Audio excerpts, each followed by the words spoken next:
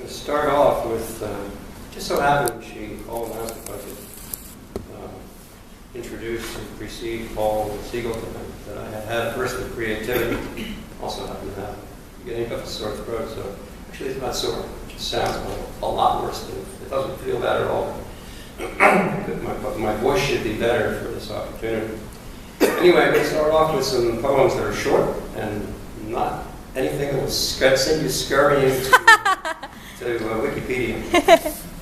First one is called Picture This. Poems are picture books for grown-ups. Children are born poets. Daddy, my dream hurt me.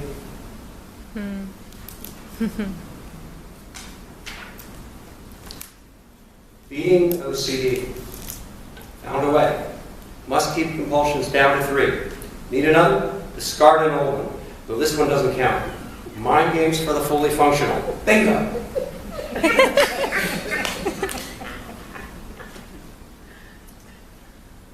Hot shot.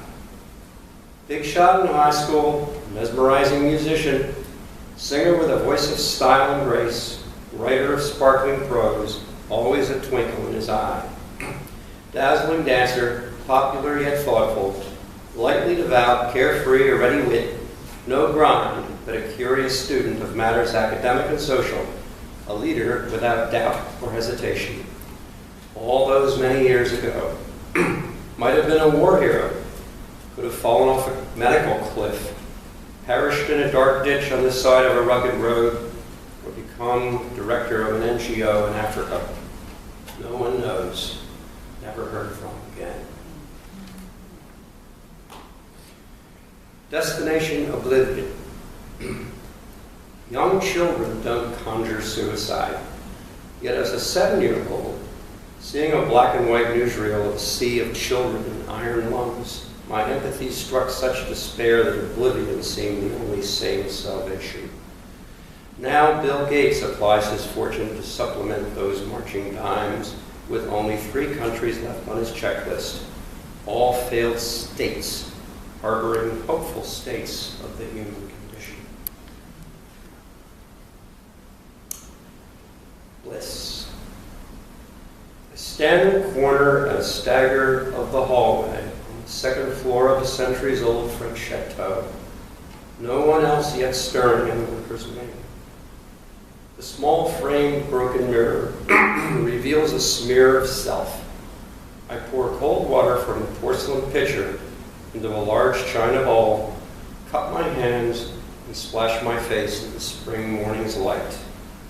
Epiphany meets archetype for an intersection with a matrix wormhole to life backwards and forwards.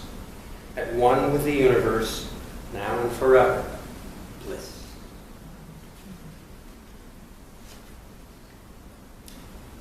Familiarity breeds. Warned, you don't marry a girl, you marry her family. That's the least of your worries, friend. Committing to another, you get the whole package. Tics, gestures, habits, a grab bag of jokes, circadian rhythms, pet peeves, favorite words, and physical flaws, including snoring. Sloppy goes with neat for an odd couple, or if sloppy doesn't mind neatness in its wake. But no one flags, and who foresees the quicksand of storytelling? We're all vagabonds pushing our shopping cart of once amusing tales, ready at a moment's notice to fish one out like a crumpled necktie to match whatever occasion. In a more perfect world, as the anecdotal pile accumulates, we would get more selective and editorially astute. No such luck. If anything, the opposite. A suspicion, some unions go asunder so the more prolific storyteller can find a less weary victim. Regardless, and it usually is, one trembles at the thought of a trigger word or circumstance around every corner of a conversation related exponentially to the head count. Here we go again. Thankfully, a few gems burnish nicely with age, while others simply tarnish. In future, gravestones will be emblazoned with QR codes, like merit badges, so mourners and descendants can call up recordings of the best, a memory lane of favorite tales. There's more than one business there. If the stories are sound but the telling weak, or vice versa, there are professionals to get the job done. For the wealthy, even celebrities will do it. Should try that while still topside. Could be everyone's salvation. Just a few more. If free falls, flash before your eyes is the title. If free fall sets the frames in motion that flashes your life before your eyes, then footfalls set the mind to thinking of places seen and ventures tried. We live our lives in brief installments by Chandler, Steinbeck, or Flaubert, by Dickens, O. Henry, or O'Hara. Do you have a choice, or do you care? We sort and file what we hold dear to stack the deck for every deal. We think and feel however we dare and hope transgressions soon will heal. We can forgive those who trespass against us, but Freud and Jung and Eric Byrne will not shield us from temptation. They rule our lives, all take their turn. We're all-day shrimpers whose plans go awry, nighthawks flown straight from Hopper's keen eye. From baby's rattle to Eliot's spoon, we cast our fate, we seal our doom. The only thing certain as our days slip along are the fortunes of fashion and fate's bitter song. What's in today is out tomorrow. What brings joy to us now may soon bring sorrow. So sit with Eliot's cup of Java in Hopper's dive at 2 a.m. Finger the beads that stir the memory for solace, for mercy, and relief from mayhem. It's the moments that matter much more than the path, those moments that dwell in the touchable past. Our memories make us who we are, so make them good to make them last. Recalling those moments in which we dwell provides us with hope, sustains us with pleasure. Those are the points in our lives that we treasure. The rest are a nonsense, not heaven or hell. Optimists are sloppy editors. Realists, accountants serving debtors and creditors. Pessimists see a downward trend, defeat on defeat without an end. My own calculations are never precise. I overlook bad and reward what is nice. I want my sequence of moments to mean much more than the sum of the trouble I've seen. So join me now in fond recollection of the moments passed in your own collection. It's much more than seeking a mellow mood. It's the real of your life. I hope it's good. By the way, I was very happy to be able to rhyme mayhem, 2 a.m. Got a line, you guys can try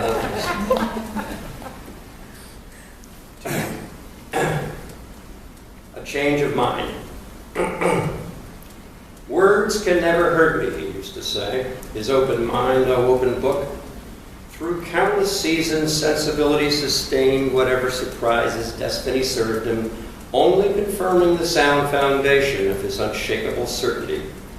Yes to this one, no to that one, supple opinions of subtle nuance, fit for purpose, suited to the occasion, grounded in confidence, confirmed by experience. This wisdom was no house of cards, no force of nature found a way to undermine it. But power conferred such solid judgment, a commanding vision so persuasive, must carve those sacred mottos into stone. The monument still stands towering and mighty. Eons provide the test of time.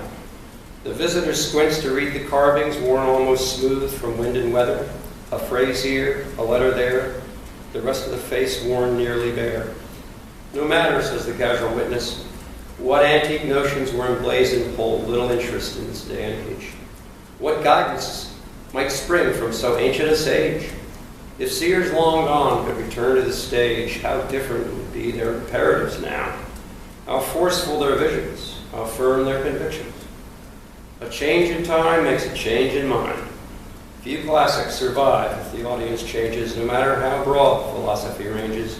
The sticks and stones of history's brambles trip us up on our mental rambles. We think we know, we hope we do, but time plays tricks on me and you. Finally, I actually wrote this one in the last day or two. And I wondered to myself, just out of my own ignorance, if anybody had ever written science fiction poetry. So I Googled it and found out that it's a huge world of science fiction poetry. So I am a newbie. This is my first attempt in this realm. So, beam me up. Selection day. The Militites of Actaeon assembled in the early light before the second sun arose, par boots glistening with fresh dew as they boarded waiting transpods for their daily trip to Salazan, a training camp reserved for these elite guards. Each one flawless in body and resolve, bore scars of war in heart and psyche, allowing brute control by officers and canny bots, with algorithms primed for victory, with precise execution and zero casualties. To assure continuation of their juggernaut, the Militites were cloned for reproduction, only the most successful qualifying for the honor of legacy. The choice was today's agenda. Eyes peered warily on the transpod as they sped to the camp station. Mouths went dry, trances clouded cognition, ankles crossed in superstition, fingers crunching talismans. Which one would be left to wither, which caressed on the rosary of immortality? All knew caprice would play a part in the selection. The superstitious sensed they had an edge. No one spoke. Everyone cared.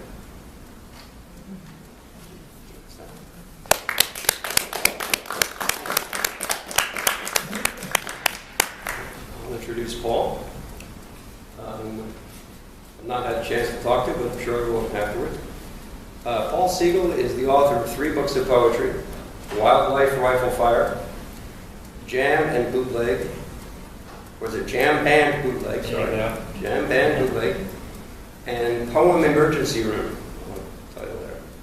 Born on Long Island, educated in Pittsburgh, employed in Orlando, Atlanta, and now Philadelphia. Paul is a copywriter at the Philadelphia Inquirer and Daily News, the senior editor at Painted Bride Quarterly, has contributed to American Poetry Review, Black Warrior Review, Rattle, and many other fine journals.